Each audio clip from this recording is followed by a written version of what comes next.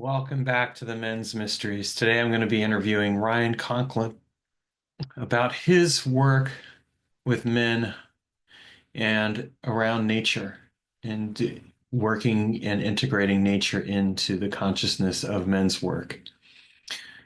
Now, if you're a frequent visitor to the Men's Mysteries podcast, you know that every other week I do an episode where I monologue and talk about some topic. And in the episodes in between, I interview people like Ryan who are doing fascinating and contemporary work in men's work and really expanding how we men can learn how to take care of ourselves. This is really important work. This is the work that transforms our lives and changes the way that we show up in the world. So I'd love it if you could, if you're on YouTube, like and subscribe and comment on this video. And if you're on the Men's Mystery Substack, if you could heart it, share it, restack it, so that people can find out more about this work. All right, and without further ado, I'm happy to introduce Ryan Conklin. Welcome to the Men's Mysteries. Please introduce yourself, tell us who you are and what you do. Hmm. Thanks for having me here. What I do is, at its core, work with men in partnership with nature. Work with humans in partnership with nature, um, in deep dialogue with the wild inside and the wild outside. In some ways, that feels maybe a little ethereal, but there's ways that the modern world has coached us, led us, potentially led us to believe that we are separate from nature. And um, I believe that's part of something that you might call the great forgetting of how things used to be, uh, when we needed to be able to walk to running water, drinkable running water. Something inside of us knows innately, uh, an old way, an old wisdom when we smell and are in contact with the wilderness. So my work brings me in partnership with nature and my clients in order to really bring them back in connection with their truest selves in relationship to the world in a greater way.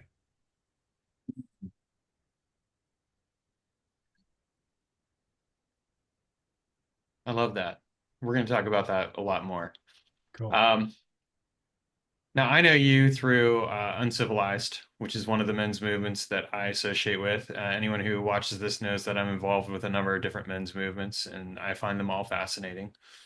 And one of the reasons I wanted to interview you is that you really stood out to me from the beginning. Like you and I had a one-on-one chat and we ended up talking, and I'm like, well, this person's a very interesting brother. He's into some spiritual work, and I appreciate that because I am as well. So I'm looking in the background and I see some altar spaces and things. And I know I've asked you this question before, but my viewers don't know that. So now they do. But Yeah. can you share with us a bit like what's going on in the background there? What do you have going on in the background? What does that represent and how does that tie into the work that you're sharing around nature and people? Mm. Excuse me. Um, well, over this shoulder is my partner's altar, so I'll just leave that for her as a Hmm. sacred space.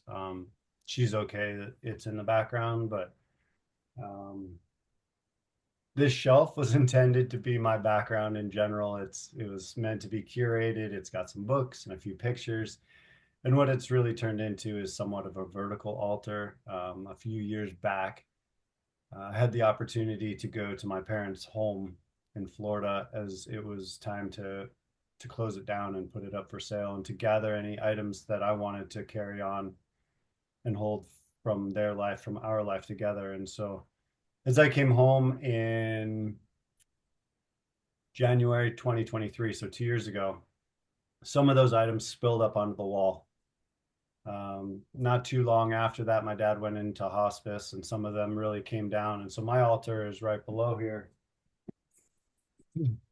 And it has different meanings, but what it is a connection to otherness for me. So when my dad was in hospice, it was an altar to my father. Mhm. There's oftentimes lots of different elemental components. And I can talk a little bit more about that. But with it being for my father at the time, there was some bellows that he had made in high school, items to basically push wind into fire. There was an old baseball mitt. There was a silver cup that was his baby's cup. There was some pictures of him, and it was a place for me to go to and be in dialogue with him. The grief that I was carrying, the things I needed to say to him or potentially needed to hear from him. So it was a way to relate to something bigger and distant from myself. Currently, my dad's still with us, and so the altar to his unwellness has shifted into other elements for me. And so as I'm getting ready to head out and assist in a vision quest for the first time in March, uh, I built an altar to really presence myself into the pilgrimage towards the desert, into the pilgrimage from participant into guide. And so what that has is there's some creosote root here from Death Valley from my last quest out there with the same family of guides. And there's a couple elements. There was a vessel that I had taken with me to hold some water to capture my grief that I had stepped on while I was out there, and it bent, and my immediate like perfectionist wanted to like straighten the cup, and when I tried to straighten it, it immediately snapped. And I was just like, so much shame washed over me around like this need to be perfect as I was out there to really be with myself in acceptance. And so in that moment, I was like, what if this became a moniker or a reminder that I'm an imperfect vessel? And so that sits on my sits on my altar. There's a few beautiful feathers that have found me and a few bones that have found me, one of which that I offer prayer to each day. And so for me, it's a place to go to center and presence myself uh, into my vision each and every day. I love that. Like you, I have a component of spirituality that I bring to the men's work. Um, I would suspect that we probably have somewhat similar spiritualities based, but of course, that's just based on observation. And as we continue to get to know each other, which I look forward to even more, I think that what really fascinates me is that connection with nature because, like you, I found that a lot of people seem really disconnected from nature, from that experience of nature, from that primal immediacy. And, I have the comfort of running water, the comfort of a toilet, heat. Although last few days I didn't have heat. I finally got heat back recently, and that was interesting, like being cold and like having like a little space heater, which really kind of okay, but not. And what was profound about it for me was like being like, well, this is kind of like this is kind of where it goes into survive instead of thrive. Like how often do people get stuck in that thrive without really recognizing that underneath that is that current of survive and that nature is calling, saying, "Hey, do you really got it?" So tell me how you kind of found your way to connecting with nature. Were you always there? Was it something that was always kind of a relationship that you had, or did you experience that disconnect and then one day you kind of realized like, wait a minute, I'm not really connected to the broader lived experience here. Mm. I'll give a greater answer, but I think the answer is yes. I love Uh, that. it was there was always a connection, when one of my teachers recently asked me, to check in with from where I'm making my decisions. Uh, on a wander on the land, one of the places that came back from spirit was I make my decisions from the place of the guide. Mhm. This was a place inside of me that was born when I was born. This was a place when I was 4 years old and my mom opened the front door and I ran out into the desert. I knew exactly where I was going. It wasn't disorientation, it wasn't fear, it was a knowing. It was a deep relating. That place has always been with me, even though the desert was full of snakes and Gila monsters and coyotes and mountain lions and also roadrunners and horny toads and all kinds of cool and playful things. Um, there was a deep trust and knowing that I held in relation to the land, but also I think that my mom held, because it was never like when I'd come home, it wasn't like, oh, did you get hurt? Are you okay? It was just like, hey, dinner's up. It was just a very simple relation of like, welcome home. And so yes, I've always had that. And um, it drew me, my life drew me from Tucson as a young boy into Vegas for high school. And the desert there is a totally different place. Um, Society there is a different place. And so in some ways that drew me inside, or drew me from the desert into the baseball field, into the soccer field. And then into college, I went to San Diego and found my way back into deep relation with the ocean, a different nature. Um, and I could hear the desert calling me then. Uh, and then I fell in love with snowboarding. And so there was this longing to like tie up my snowboard boots and snowboard every day. And so immediately following college, I moved to Colorado.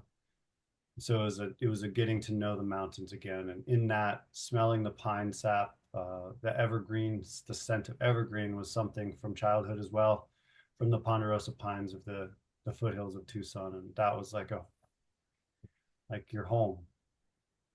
Uh, and then the lure of the forgetting that I mentioned earlier also captured me as well. The siren song of success, of fitting in, of finding a place in my community, as it were, in the beverage industry, had me really like sever myself from nature. I had moved here just to snowboard, and from 2003 until 2009, I snowboarded probably 500 days. Hmm. And that was my time as a professional snowboard photographer. And then I moved down to Denver. My camera gear was stolen. My identity was just really crushed in that moment. Like, without a camera, who are you? Hmm. And I gave myself wholly to hospitality, and in that found a real rise to success in that community. Some articles were written, and I no longer like had to fight to be noticed. And in that, more drinking, consumption. And I look back and I think that there was like very little, if any, time in nature between 2010 and 2016 or 2017, Mhm. you know? Um, and so I found my way back, like the call lured me back. I got back into camping, shared that with some people.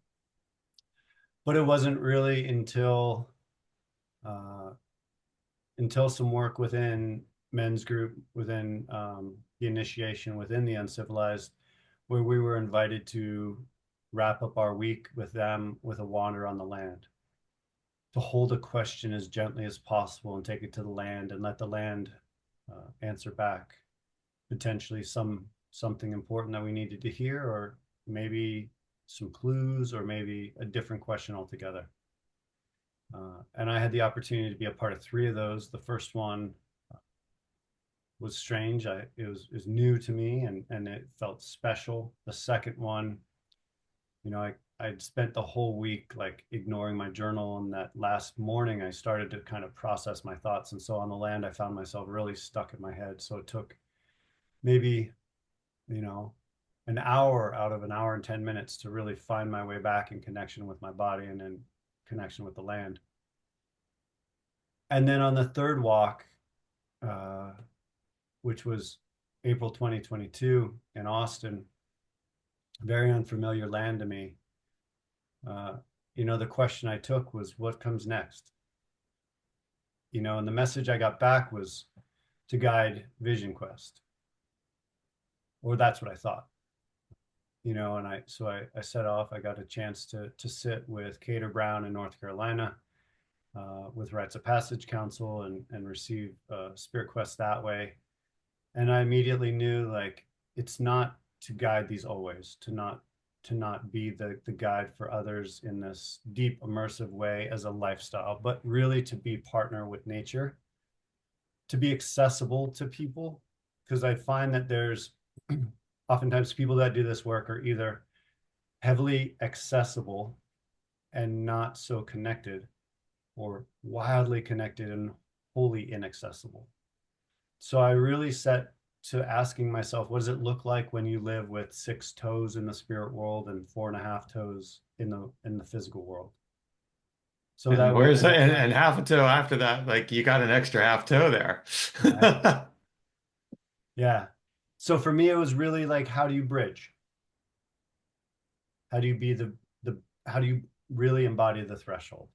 hmm There's something you connected with there that I mean there's a lot there that you shared and I resonate with all of it just from my own work, but there's something that really kind of stuck with me, which is, getting out of your head and getting back into your body. One of the things that strikes me about nature is that we are nature.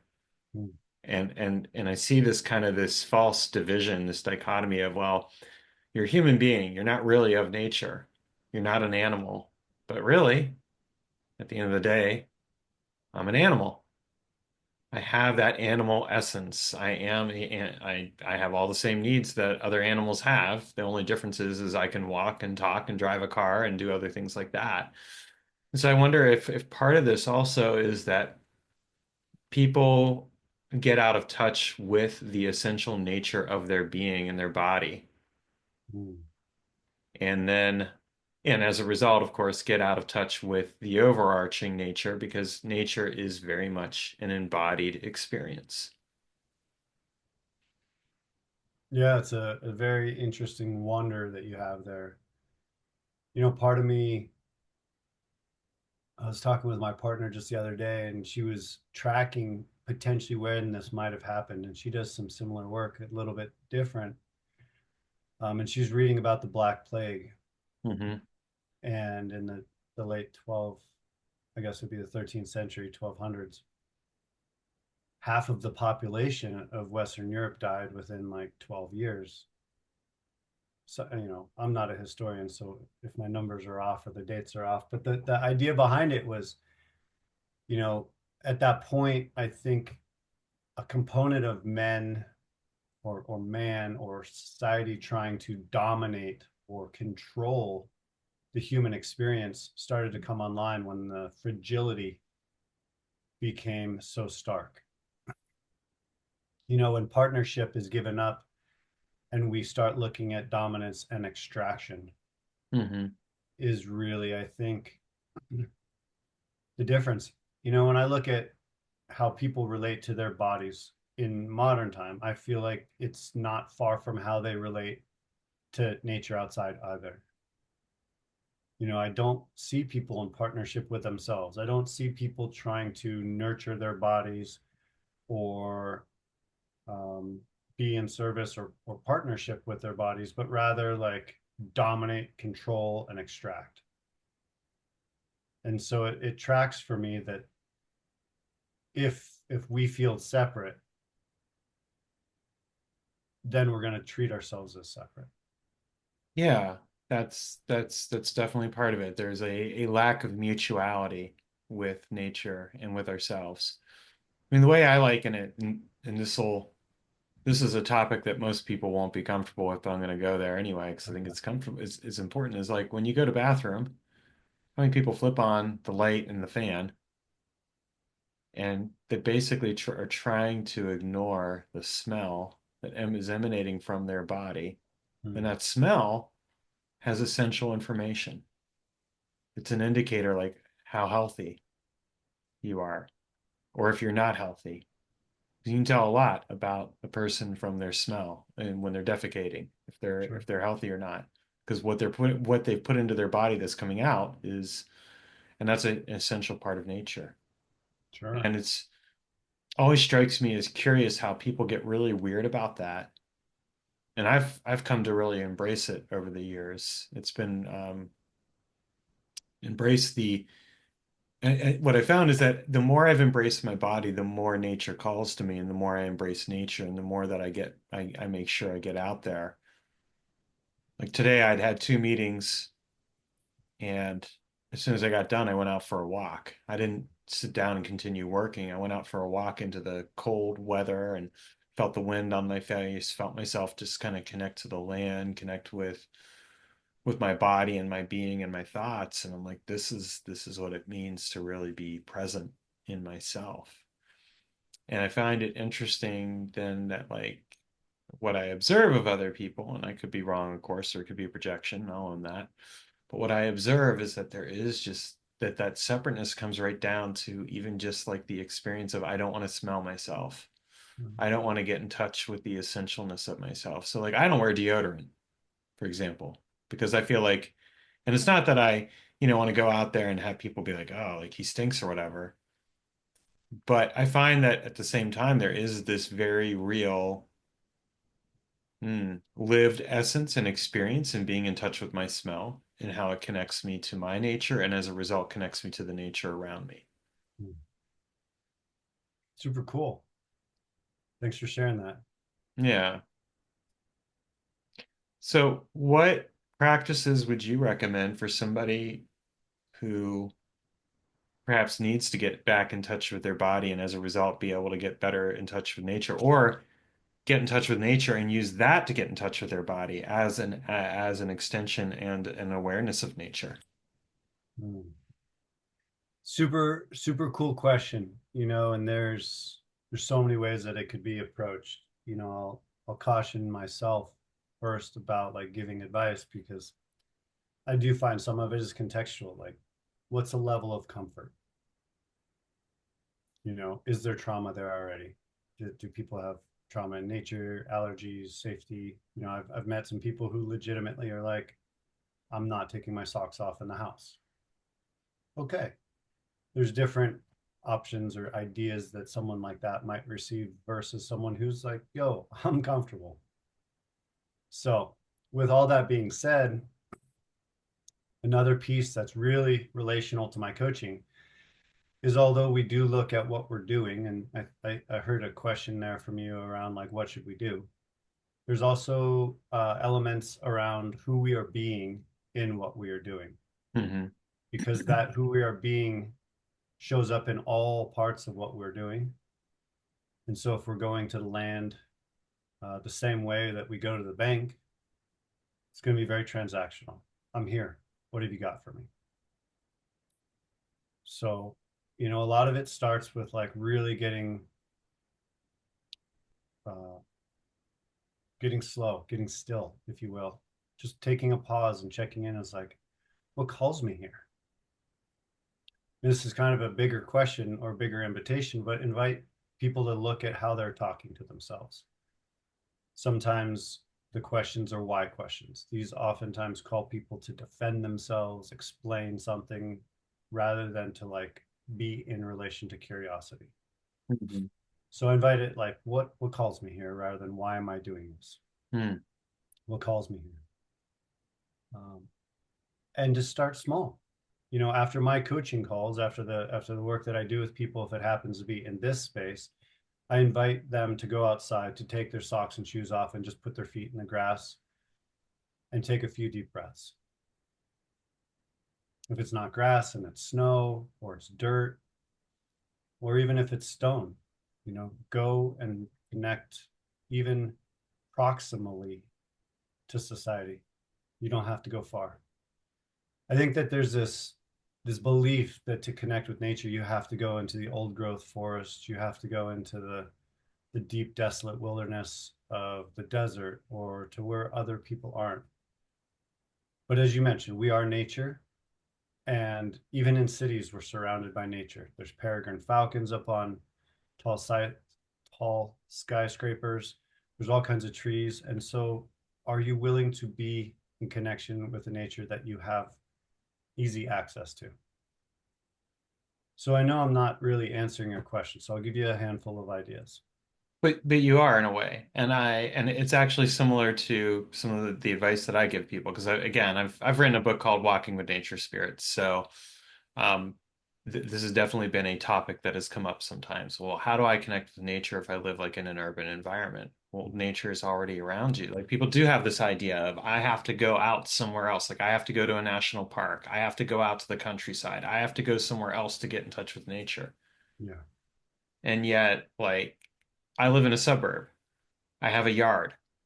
That yard has nature. My house has nature. I have spiders. I have I have my cats. I have other lived experiences here. And even just like the plants, like I have a tree outside my window that I'm looking at right now, kind of like as I'm talking with you just for a moment, and like that's nature. I have that connection and that opportunity. So I fully agree with you. And I think that that's like a really good idea right there. What is around us?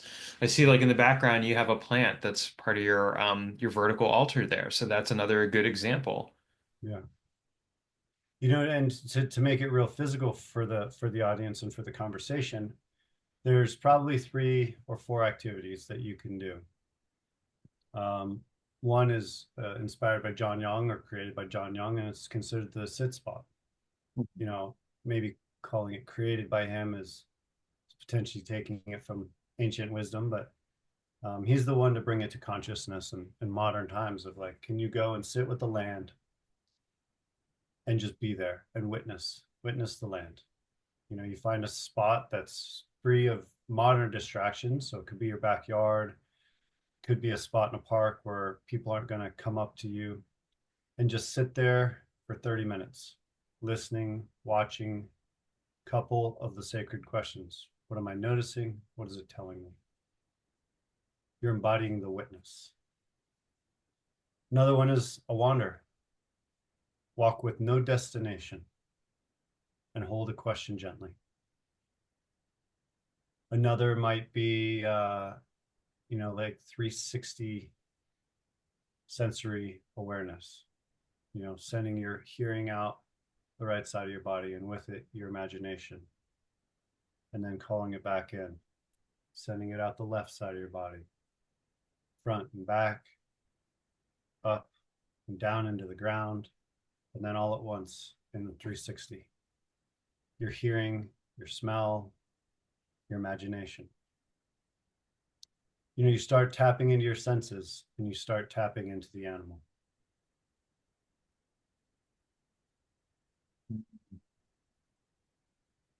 Mm, mm, mm. Love it. It actually brings in that connection to the senses, which again, I think is so essential. I do a practice I call experiential embodiment, where I'll go out into the environment and I'll connect with the senses, and it's the obvious, the five, right? Sight, sound, taste, smell, touch, but then it's also kinesthetic and percipitory and temperature. And then also, we want to go into the realm of the psychic, intuition, and the clairs. Yeah, letting all that in and connecting with the land and allowing the land, the nature to permeate our being. What's it sharing But with us? yeah, you're welcome. There's something else that's coming up for me in the moment is noticing like, yeah, the 5 senses that you named that society calls the senses Right. are brilliant. They tap into the old part of us, but inside of that old part of us are other senses. Because Mm-hmm. the 5 senses say that in order for us to be sensing, something must be happening outside of us. Mm-hmm. But can we tap into senses that are coming from within? Yeah. Proprioception, um, somatics, balance. There's numbers of different ways to really tap into the senses inside that don't demand an external stimulus. So that's one way to get into the body. Body scans. Mm. Dance is another great way to get into the body. Mm-hmm. One of my teachers for one of the schools that I attended last year, we spent 6 days just dancing. And the intensive was named embodiment, and it was probably one of the most confronting things I've ever done. I've long held a need to do things right. And it was really confronting. This is a little hard to picture, but it was a little confronting to see people see me, see them, see me. It was, to say it more simply, it was hard to be witnessed and witness people struggling, witness people witnessing me struggling to be witnessed. And so moving from that place on day one into a place where I could like make eye contact and with confidence and gentleness smile and receive their witnessing, knowing that I was just there, and I had finally arrived in my body, and that was a massive shift for me, very emotional. Yeah. Mm. I'm really feeling into that right now. Appreciating that. Because I think of that like in regards to static dance, which I've done. Um, and it's interesting because I also think about it in regards to martial arts. Now, in the one sense, martial arts, I practice kung fu. Is like, okay, you do a certain movement and you do it a certain way, but as my Sifu tells me, it's like you still have to make it your own. There's not really a right way to do it. There is a form, an experience, but you still have to make it your own.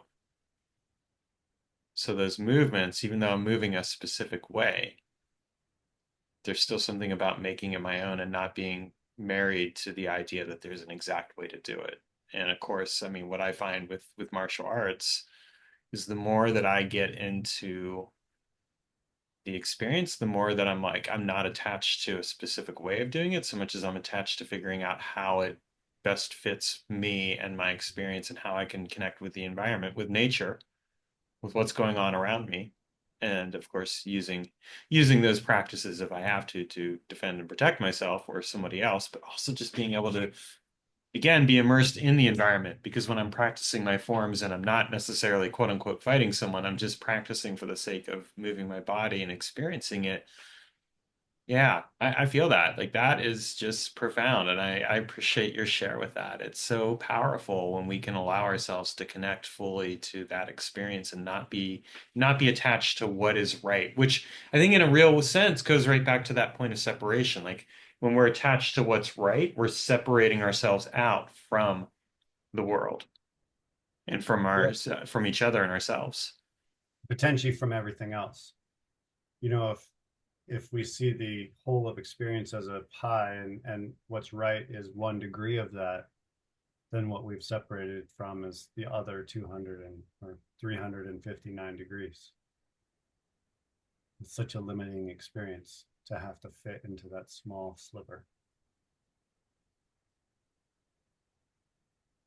Mhm.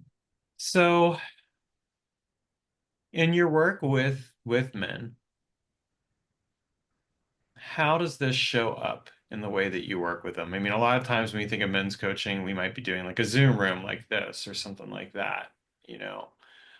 How does this work show up in the way that you work with men and and help them get back in touch with themselves and with nature? Sure. And just to be clear, I think early on in my introduction, I mentioned I work with men, but I work with men People in and women. general, I also right. work And I with hear that. I'm animals. just because this is men's Sure. mysteries, I'm talking about it, but I totally hear Yeah. that. And so I Yeah. acknowledge that as well. Thank you. Let's speak to the men component then. But I think it does in a lot of ways apply to the human experience. Um, but oftentimes it's a tracking of where someone might be answering from, Mhm. and so if someone's, you know, out the top of their head or stuck inside of their head, it can easily be a pause and a work to bring them into their body. One of the first things that I like to do with my clients, whether it be in a volunteer setting or in a client setting, is just take a moment to land and arrive. Mhm. You know, and everyone has their own ways of arriving, but as soon as you show up somewhere, that place notices you. But the question is, how long does it take for you to notice that place? Mhm. How long does it take for you to notice the dirt, the soil, the trees, the smell, the sounds, the bird that's sitting in the tree next to you? It noticed you immediately. So it's a landing process. In that, it can be a little meditation, it can be a little body scan. And so when we start that way, centering into our breath and starting to like legitimately drop into our body, it sets the tone already. Okay, we're not just a mind. Now, people do have their ways of relating to the world, and oftentimes it brings them right back up. And so, different styles of questions, different styles of inquiry will hopefully guide people back into the body. That being said, it's a process. Life has it that we think our way through things. So sometimes, the guide is to get somebody into their heart. Sometimes the guide is to get somebody into their belly or into their gut. Mm. There's a teaching that says that our body makes something like 4 million times more decisions per day than our mind does. Mm.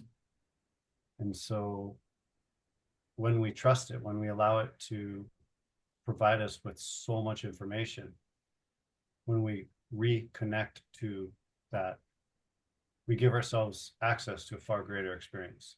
And within that, we give ourselves an opportunity to have a far greater outcome. And so a lot of it is really connecting into somebody's contradictions. I'm doing this, I want this.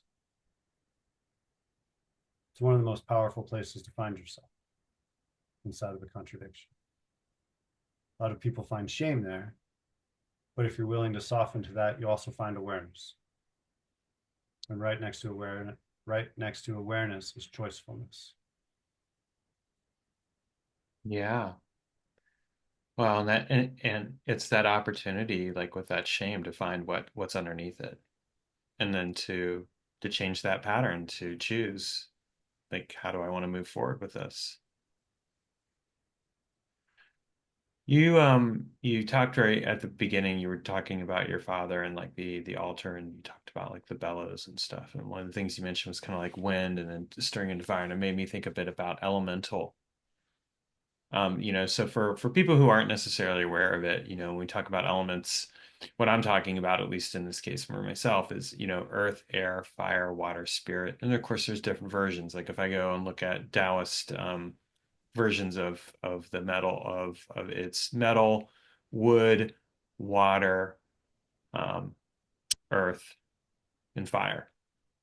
How do you integrate that elemental awareness into the work that you're doing, if it plays a role at all? That's a really interesting question. And I think one of the things that I try to do as a coach is not allow things to get too mystical Right. on the content level, but when things are relevant, allow them to come in. So Hmm. if I'm tracking a client and they're in fire, fire would be like penetrating, it would be creation, it would be a lot of doing, it might be the warrior archetype. There's curiosity there that starts to lead me elementally, like, where's this person's water? Where's their heart? Where's their emotions? And so oftentimes I find myself as guide tracking, across a medicine wheel or an elemental map, and just tracking, like, hey, are they spending a lot of time here? And is this an existing pattern, or is this just the weather pattern of today? Hmm. So some people might be all fire one day and they move around the map, but if every day they show up in this, I need to do more, I need to create more, not good enough, right, wrong, there's this check-in of like, is there a need for some release? Do we need to go to wind? Does the wind need to blow through this and create some unsettling? What emotions need to flow? Hmm. Where's the connection to spirit or ether? Is there a place for you to expand without it being fire and penetrative? And so for me, those components definitely are something that the coach or the guide tracks. On my altar, there's always an invitation for me to make sure those elements all show up Hmm. so that there's some synergy for me, intentional balance rather than finding it but creating it. And then I think, with that, that's where some of the dance that I do moves through, doing an arc across a grouping of songs called a playlist, if you will, that takes you from earth, moves you into water, water into fire, fire into wind, wind into ether. And so that um, arc, I guess, if that's the right word, the arc that takes us through those has uh, emotions that travel with them. And when we start to tap into those through song and through movement, we tap into those in different locations in our body. And when we start to bring that warmth, we bring movement, not just externally, but now there's movement internally and more material to work with from the coaching, guiding, psychic realm for people and their own inner work. What's coming up? What am I noticing? So the elements play all over the place. But for me, it's somewhat, you know, behind the curtain. Hmm. Hmm. I hear that, and I appreciate that. Yeah. I mean, I think there's a matter of discretion. Like, what is the level of where do I want to bring this in? What's relevant? I apply the same thing when I'm coaching, whether I'm doing business or men's coaching or whatever. It's always like kind of where does this need to land? What does this person actually need? So I appreciate that. So I'm going to wrap this up here. This has been a very fascinating and fun conversation, and I really appreciate you coming on here. There's two things I'm going to ask. First, where can people find you on the web? And yeah, so tell us where we can find you on the web. Sure. Well, my work is accessible at thebridgercoaching.com. Mhm. It's it's a real deep work with the wild outside and the wild inside. It ranges in so many different ways, from a year-long journey where we actually spend 4 or 5 nights out on the land multiple times a year to just some one-off short-term coaching. Um, there's also ways to find me. LinkedIn, pretty easy to find there. A lot of my writing is starting to show up on Substack and then also on Instagram. With my background being photography, adventure photography, snowboard photography, travel photography, a lot of the way I tell stories comes through imagery. Perfect. And this is a question I ask everyone at the very end, and it's what is a final word of wisdom that you can give to us so that we can carry that forward into the day as we move forward? Mm.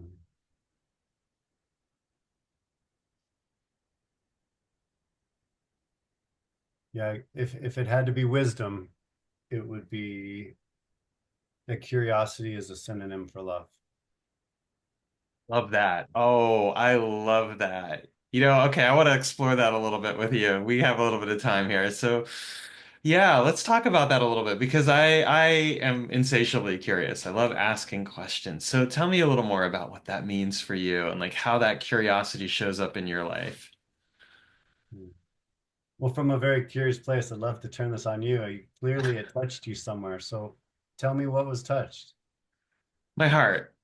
Like landed right here if I'm gonna be like really like physical. And it just what it touched was just this sense of delight and joy because I love meeting somebody who has that sense of curiosity and wonder, that childlike, ooh, what's out there? What could I Mm, discover? Or what's inward?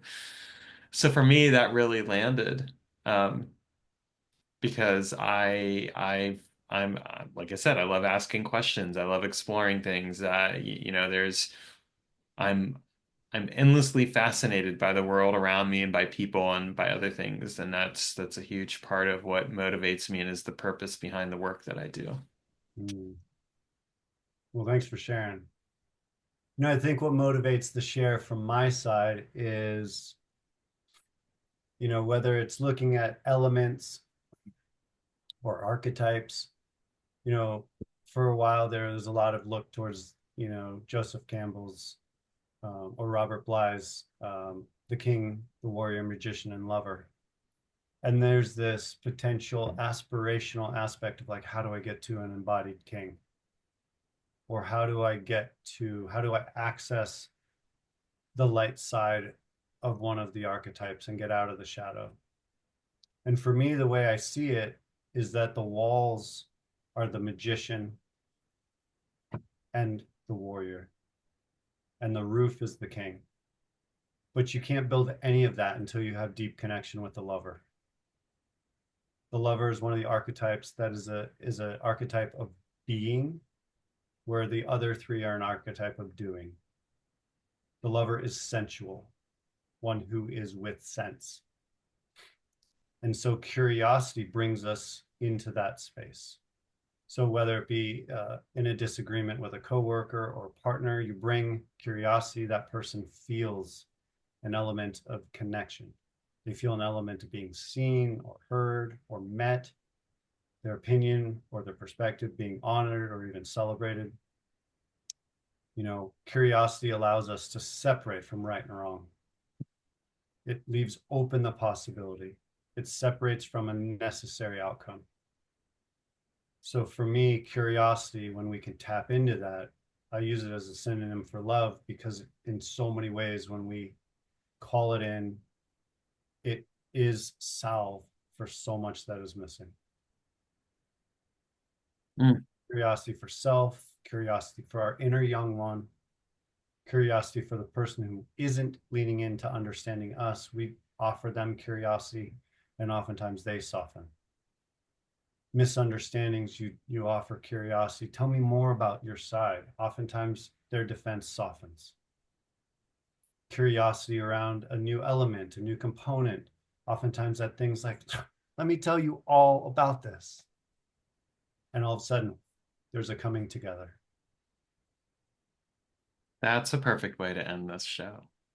Ryan, thank you so much for coming on here. I am so deeply honored and really appreciate the opportunity to lean in even more and get to know you. The more I discover about you, the more I'm like, I've found a very interesting brother here to connect with, and I'm looking forward to deepening this relationship even further. I appreciate that. Thanks for seeing me.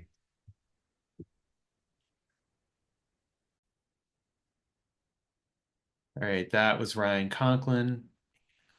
If you enjoyed this episode, please make sure that you heart it, that you share it, that you like it, that you comment on it, restack it, whatever else. And I will be back again next week with a monologue about some type of topic or another related to men's work. And the week after that, we'll have another guest. Thank you so much and enjoy the rest of your day.